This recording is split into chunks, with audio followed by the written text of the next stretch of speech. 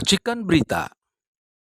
Assalamualaikum warahmatullahi wabarakatuh. Waalaikumsalam. Alhamdulillah siang ini berkesempatan ketemu dengan Ustadz Andre Kurniawan dari Malang. Ada hal penting, paling tidak dua, persoalan capres dan persoalan rempang. Persoalan capres ini waktunya sangat pendek sekali, yaitu tanggal 19 sampai tanggal 25 diberi kesempatan untuk mendaftar.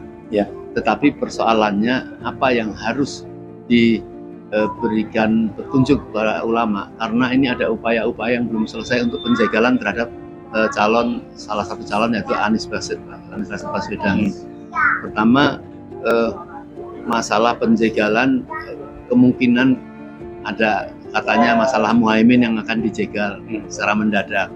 Kemudian yang kedua, diancam Nasdem itu konon dengan kasusnya Limpo itu juga mau dipatahkan, seolah-olah dia tidak berhak untuk mencalonkan Anies karena partainya akan dijerat oleh korupsi.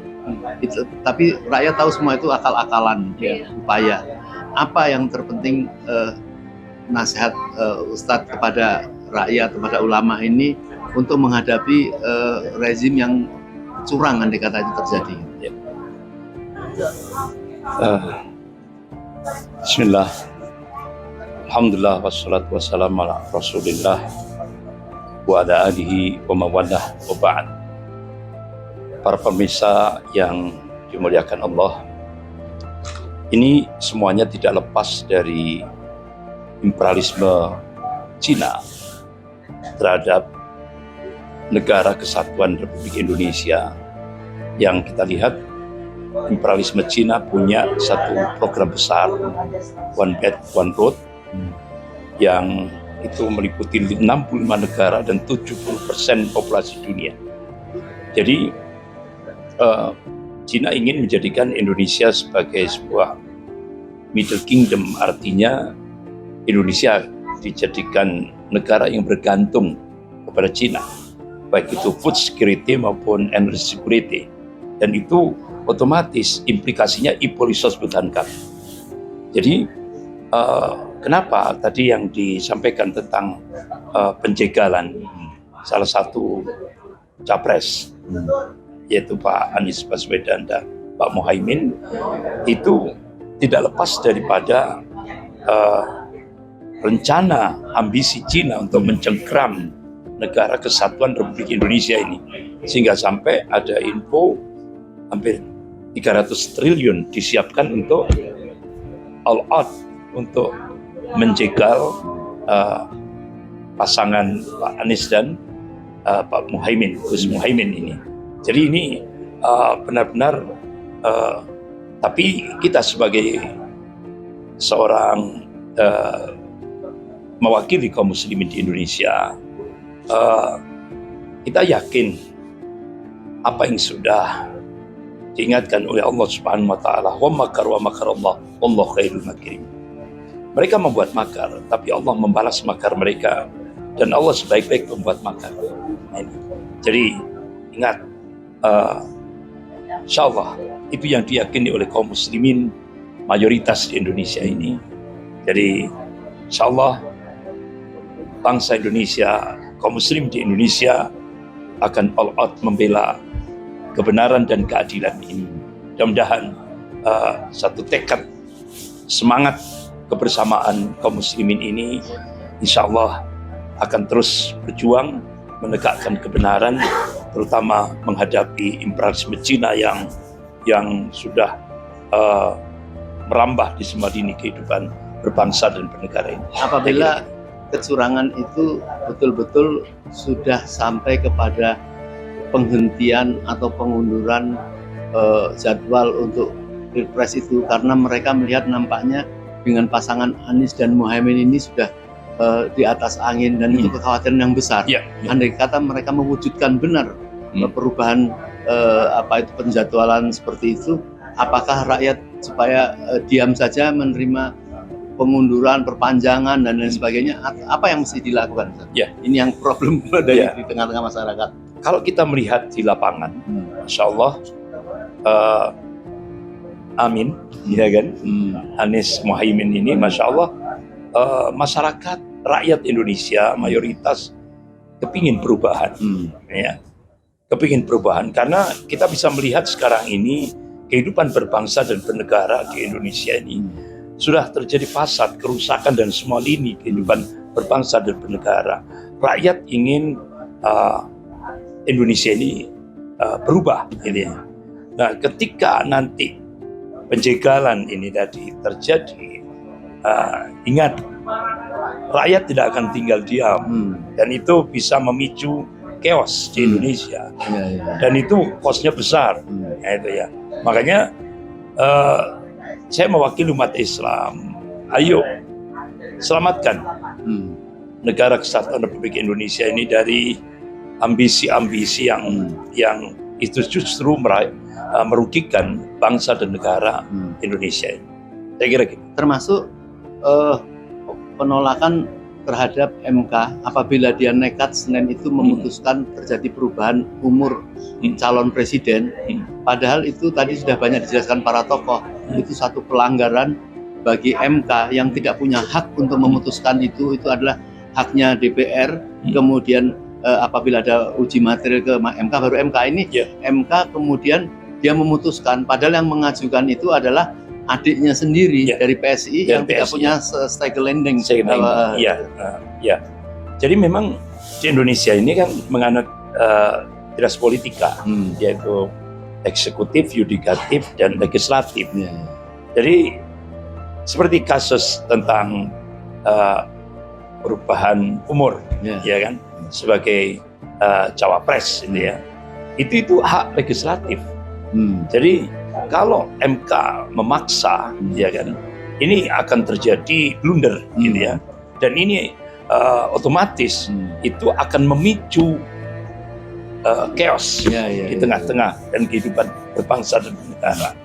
Jadi rakyat ini tidak akan mungkin mendiamkan. Rakyat akan bangkit untuk karena kedaulatan terbesar ada di tangan rakyat.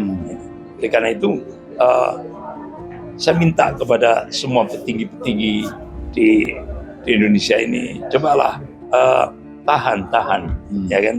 Kita harus sesuai dengan konstitusi. Insya Allah, kalau kita tetap konsisten pada konstitusi, insya Allah negara ini akan diberikan keberkahan dari sisi Allah Subhanahu Wa Taala, sebagaimana yang sudah ada dalam preambul pembukaan Undang-Undang Dasar 45. Dan atas berkat rahmat Allah itu Indonesia merdeka. Makanya kalau kita keberkahan Allah ini ingin didapat oleh negara kesatuan Republik Indonesia ini, ayo kita taati konstitusi. Karena MK memaksakan, itu otomatis pelanggaran konstitusi. Ini yang harus dilawan, terutama oleh rakyat mayoritas di Indonesia ini. Satu lagi tidak kalah pentingnya, Ustaz, ini masalah Rempang. Masalah Rempang ini kan terjadi satu pelanggaran HAM berat, dan dengan penipuan-penipuan investasi dan sebagainya itu. Sementara ini memang nampak agak kendor karena ada merasa ketahuan langkah yang salah terhadap tindakan kepada rakyat, dan memang sementara dihentikan karena dianggap harus pakai prosedur yang kurang soft. Tetapi tetap saja mereka ingin tetap melakukan investasi itu, walaupun memang ditolak karena memang betul-betul terjadi satu pelanggaran terhadap proyek strategi nasional yang menjadi kedok saja. Nah, mungkin itu mestinya bukan hanya dihentikan. Sekarang kan tuntutan dari tokoh itu untuk menghentikan. Kalau ada terjadi pelanggaran, kebohongan, kemudian ada penipuan itu, tentunya kan bukan saja si para pengambil kebijakan di lapangan ini, mestinya kan dia dituntut kalau melakukan satu kesalahan besar yang mengakibatkan cedera dan bahkan teraniaya. Seperti misalnya Menteri Bahlil, Menteri Mahfud yang mengatakan memerintahkan mengosongkan, termasuk kepada LBP, dan tentu utamanya adalah Presiden. Satu lagi, maaf, ini saya menyampaikan dari para logika dari para tokoh ini. jangan sampai ini memalukan. Kasus Palestina itu adalah orang Yahudi yang merebut tanahnya orang Palestina untuk mereka. Yang ini yang lebih tolol lagi, ini tanahnya kita direbut oleh penguasa untuk orang lain. Ini kan itu gimana? Silakan. Memang kasus Rempang ini kalau kita lihat dari sisi dari tinjauan keagamaan, ini sebuah kezaliman. Makanya Rasulullah SAW mengingatkan, kalau Rasulullah SAW unsur akhaka dzaliman au madluman. Tolonglah saudara baik yang berbuat zalim maupun yang dizalimi. Bagaimana cara menolong kita orang yang berbuat zalim, cegah kezalimannya. Dan ini nampak sekali kasus Rempang ini sebuah kezaliman penguasa terhadap rakyatnya. Yang itu tadi padahal kalau kita lihat dari sisi historis, kaum muslimin berada di Rempang ini sejak tahun 1834 Masehi. Nah, bahkan kalau kita ungkap sejarah Sultan Siak, ya kan, itu pernah membantu Indonesia dalam perjuangan sampai Indonesia merdeka. Itu sekian gulden, itu kalau dihitung sekarang sudah 1.000 triliun lebih. Gitu. Loh, kok sekarang diusir? Bagaimana tanda ucapan terima kasih negara terhadap yang dulu pernah berkorban untuk perjuangan sampai Indonesia merdeka, terutama kawasan Rempang ini. Jadi ini hampir seperti tadi diungkap, hampir kebalikan Palestina. Kalau Palestina itu Israel merampas tanah umat Islam Palestina untuk rakyatnya. Sementara di Indonesia negara atau penguasa merampas tanah rakyatnya untuk imperialisme Cina. Jadi ini sangat sangat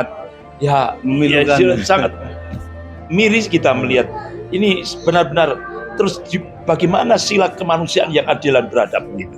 Jadi ini hanya sekedar lipstick berarti. Seperti jargonnya saya Pancasila, saya Indonesia, saya NKRI, itu ternyata lipstick. Yang ternyata ini melampaui daripada penjajah Belanda. Nah, ini. Jadi ini sebuah kezaliman yang tidak boleh kita biarkan. Nah, itu. Makanya masyarakat Rempang wajib melakukan perlawanan. Karena di sana kita lihat masyarakat Rempang itu dulu istilahnya generasi-generasi pejuang yang dulu banyak pejuang-pejuang, ya kan? Jadi mungkin ini jadi blunder yang sebenarnya sudah di peminggiran rakyat dari karena investasi ini kita bisa menyimpulkan investasi itu bukan untuk kesejahteraan rakyat tapi investasi untuk invasi, ya kan? Yang ini benar-benar sangat membahayakan bagi kedaulatan negara kesatuan Republik Indonesia. Itu. Jadi sekali lagi hentikan, karena ini sebuah kezaliman, ya kan? Ini sebuah kezaliman, apalagi kejadian-kejadian sebelum Rempang ini sudah terjadi mulai kasus Wadas, Pulau Komodo, Gorontalo, terus Manado, ya kan? Dan ini benar-benar kebijakan yang kezaliman. Ini negara tidak melindungi rakyatnya. Ini benar-benar harus kita semua bahu-membahu untuk melakukan pencegahan terhadap kezaliman. Saya kira baik. Gitu. Saya kira ini menjadi gamblang bagi masyarakat dan rakyat di lapangan. Kalau sudah ada pandangan dari para tokoh, terutama paling nggak dua hal tadi. Pertama masalah MK. Ini tentunya bukan saja menolak, tapi harus dituntut MK itu melakukan satu pelanggaran konstitusi. Yang kedua, pengambil kebijakan di Rempang itu bukan saja dia melanjutkan kesalahannya, tapi juga harus dituntut. Jadi itu langkah-langkah yang benar. Langkah konkret. Baik, terima kasih Ustaz. Insya Allah kita bertemu lagi. Assalamualaikum warahmatullahi wabarakatuh. Waalaikumsalam warahmatullahi wabarakatuh.